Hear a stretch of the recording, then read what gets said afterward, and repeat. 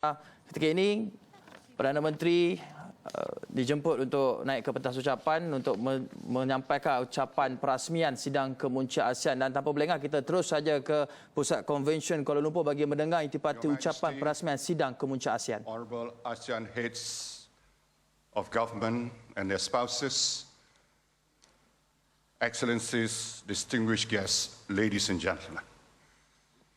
It is an honour and a pleasure for me to welcome all of you to Kuala Lumpur and the opening of the ceremony of the 26th ASEAN Summit. 10 years ago, Malaysia filled this hall for the same purpose as today.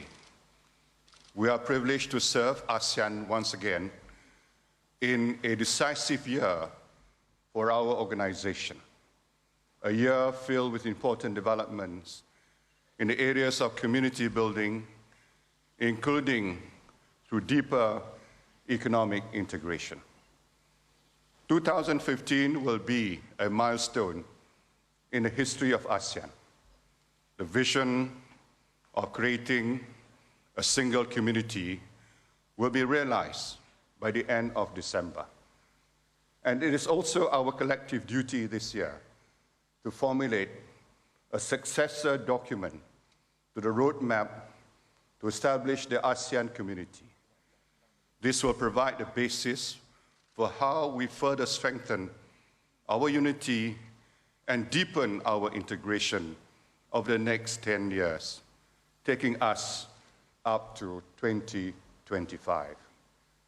These are two very crucial undertakings for charting a rather bold, inclusive, and forward-looking future for ASEAN and its peoples.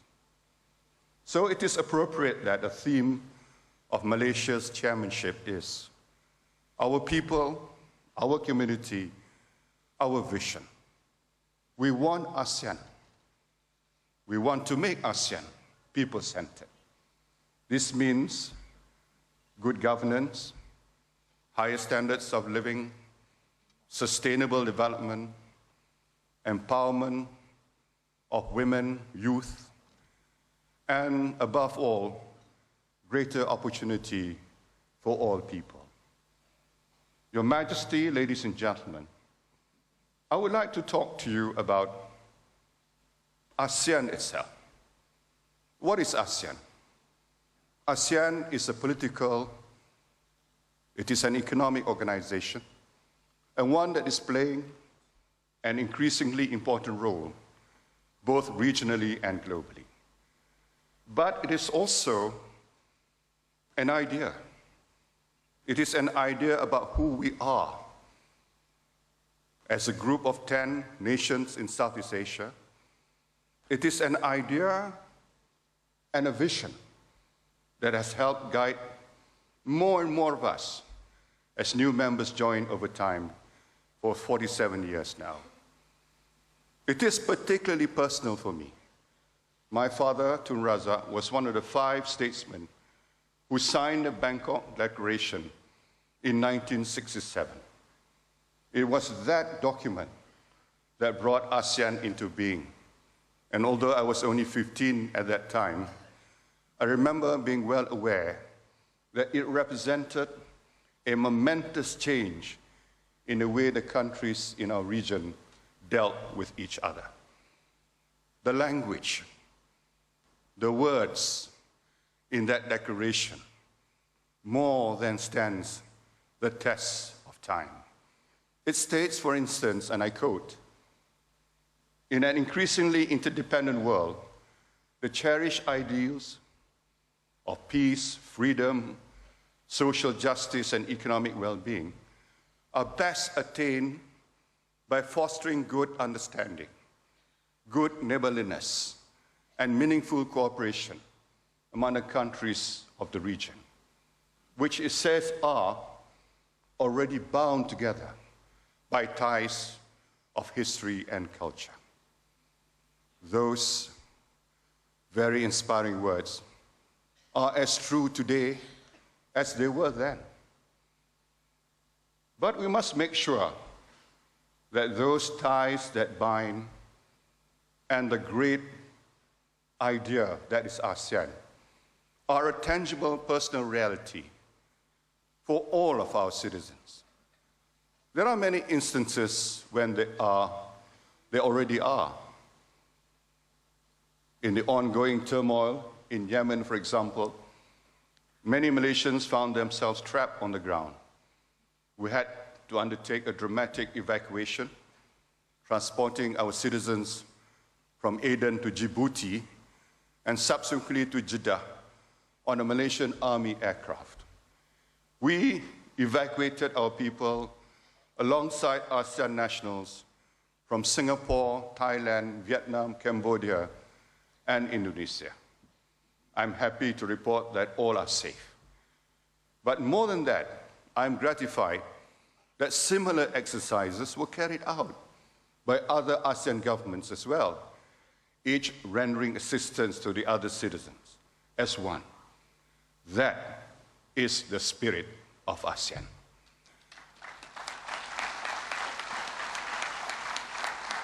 A people-centered ASEAN is one in which our citizens feel that they're not just part of ASEAN, but that regardless of who they are, from whether they are rice farmers, forex dealers, business owners, fishermen, engineers, our citizens actually feel that they are ASEAN and its future is their future. In order to achieve that, we must engage and constantly listen to them. This is why the Leaders Program later today will include a series of 4 interfaces with different segments of society, with youth, with civil society, with business groups, and even with parliamentarians.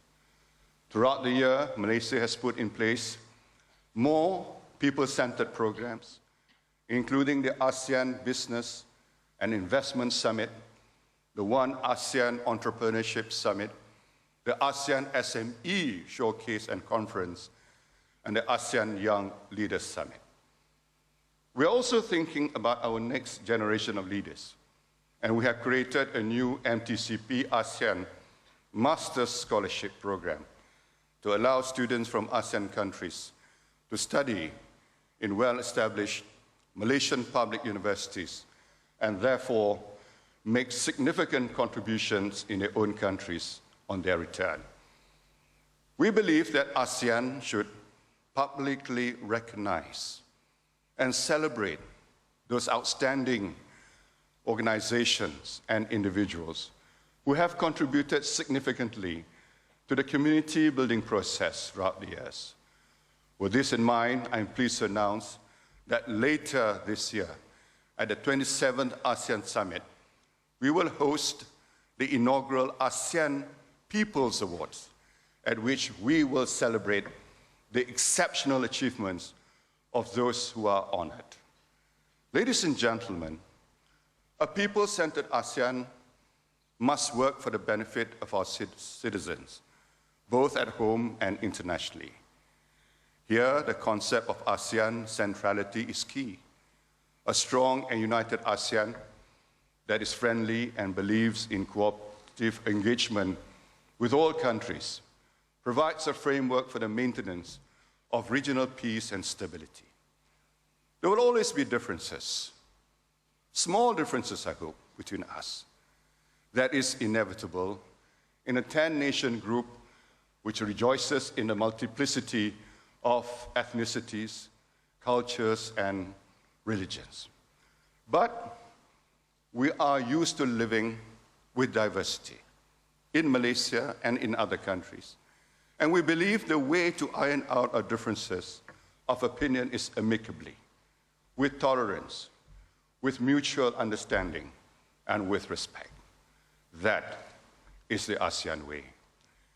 An ASEAN characterized by internal conflicts could never aspire to be a true community. To be a community, we must address internal conflicts within our region. That is why we are working with other countries to build peace. For example, the recent progress on the Bangsamoro peace process has been so important, and we must not pause in our efforts to bring a permanent resolution to a conflict that has led to so much loss of life and displaced hundreds of thousands over the years. While we continue our engagement and cooperative relationships with countries outside ASEAN, we need to peacefully manage differences closer to home, including overlapping maritime claims, without increasing tensions. Recent developments have raised concerns about the South China Sea, and given the importance of its sea lanes to international trade, it is natural that almost any occurrence there will attract global attention. ASEAN must address these developments in a proactive, but also in a positive and constructive way. Respect for international law, including the 1982 United Nations Convention on the Law of the Sea, must be the basis of the rules and engagement and activities in the South China Sea. As Chairman, Malaysia hopes that we will achieve progress in our efforts towards an early conclusion of a code of conduct. Ladies and gentlemen, one of the documents we will adopt at this summit is the Langkawi Declaration on a Global Movement of Moderates. It is imperative that we adopt this declaration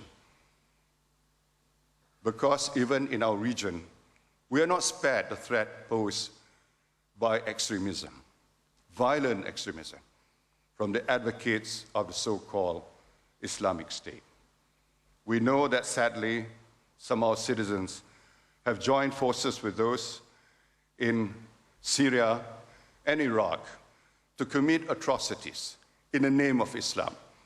They are, of course, tragically misguided, and we wholeheartedly condemn their actions. But it's not enough to state our rejection of provocations and violence. We know from both our histories and our present times that the spark of extremism can too easily be fanned into flames. Irresponsible, rebel-rousing talk can swiftly lead to the persecution of minorities who have been part of the tapestry of our region for centuries. This too, we utterly condemn. We must put forward a positive narrative of moderation, of hope, and of peace. And here in Southeast Asia, we are not short of such narratives. In Malaysia, we number Muslims, Hindus, Buddhists, and Christians amongst our citizens. We know that these differences need not cause enmity. The Holy Quran enjoins Muslims in Surah 109, verse 6, to respect other faiths. To you, your religion, to me, mine. We are also enjoined to be a community that is moderate, justly balanced. Ladies and gentlemen, we need to find ways for ASEAN to become and to be seen to become more politically cohesive. Global investors have long been drawn to China and India. But ASEAN can and should position itself, strategically speaking, in the region as the third force, and more visible unity will help us to do so. One proposal would be if we adopted a common time zone throughout ASEAN. This would be a good symbol of ASEAN unity and good for business. Our potential, after all, is huge. We already have the third largest workforce in the world. We have a largely youthful, talented, and increasingly skilled population of over 600 million people. Our burgeoning middle class makes us one of the most potent and dynamic of regions, leading one publication to ask last week if ASEAN was Asia's hottest investment. International trade has almost tripled in the last 10 years, and we are now the fourth largest exporting bloc globally. Our current combined GDP is $2.5 trillion, and that figure is expected to rise to $4 trillion in just 5 years. The OECD predicts overall annual growth of 5.6% over the next 4 years, and if current trends continue, ASEAN is set to be the world's fourth largest economy by 2050. This is ASEAN's time, and that is why it is essential that we continue with the measures to establish the ASEAN Economic Community, removing barriers to trade, which goes beyond reducing tariffs. It must also include the elimination of non-tariff barriers, such as overly burdensome regulation that hampers free and fair trade. We must accelerate programs to harmonize standards, increasing capital and financial integration, and promoting the freer movement of goods, services, investment, and talents between our countries. The results of such reforms would be transformative. It has been estimated that if intra-ASEAN trade was boosted from 24% to 40%, the incremental impact on the ASEAN economy could be $2.5 trillion annually. It would result in a further $7 trillion spending on infrastructure. This potential growth would mean astonishing improvements both to our economies and to the standards of living of our citizens. And those prizes are within our grasp.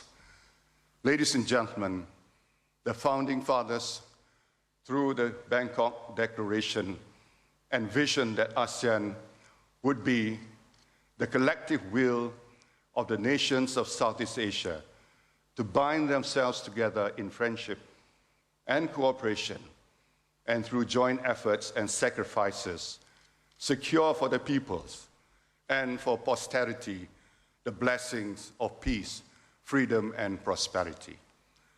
Those blessings for all our peoples have never been closer. It is our belief that a truly people-centered ASEAN, dedicated to forging a community in which all recognize our commonality, in which the fruits of success are shared by all, has the opportunity to attain them. Let me repeat, this is ASEAN's time, right here, right now. Let us work together. Let us work together to ensure that when we say that this is the ASEAN century, or the Asian century, it is also the ASEAN century. With that, let me once again extend a very warm welcome to all of you and look forward to our discussions throughout the next 2 days. Thank you. Assalamualaikum warahmatullahi wabarakatuh.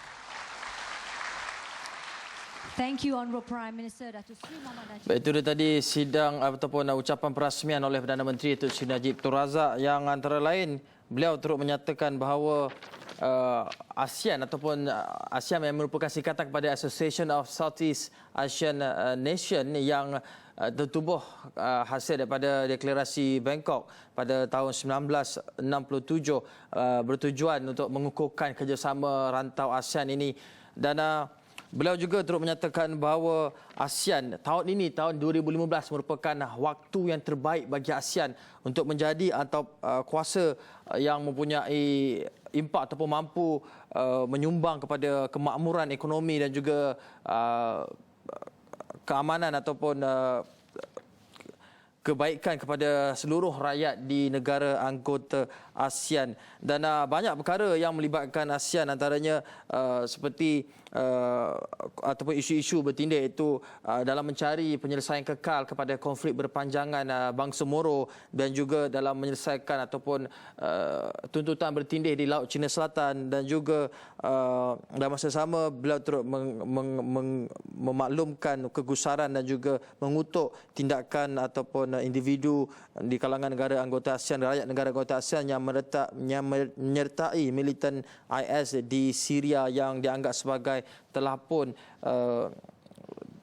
diberi pemahaman yang salah ataupun misled seperti yang disebutkan oleh beliau. Dan banyak lagi kerjasama yang akan beliau sentuhkan sebentar tadi yang memberi fokus kepada rakyat ataupun people centric dalam memakmurkan sidang ASEAN, Kemuncak ASEAN. Dan beliau tu memaklumkan bahawa pada sidang Kemuncak ASEAN ke-27 nanti akan diperkenalkan satu ASEAN People Award bagi menghargai ataupun mengangkat golongan di dalam kalangan negara anggota ASEAN. Dan dalam masa sama banyak juga program-program yang diwujudkan, antaranya mewujudkan beasiswa ijazah sarjana di bawah program kerjasama teknikal Malaysia bagi memberi peluang pendidikan kepada pelajar-pelajar di seluruh rantau ASEAN. Itu antara intipati ucapan Perdana Menteri Datuk Seri Najib Tun Razak di dalam ucapan perasmian sidang Kemuncak ASEAN ke-26 di Pusat Convention Kuala Lumpur.